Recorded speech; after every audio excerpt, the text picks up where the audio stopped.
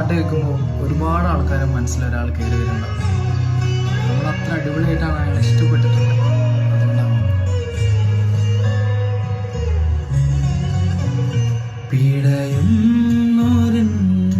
ജീവനിൽ കിനാവു തന്ന കൺമണി നീലെങ്കിലെന്നിലെ പ്രകാശമില്ല.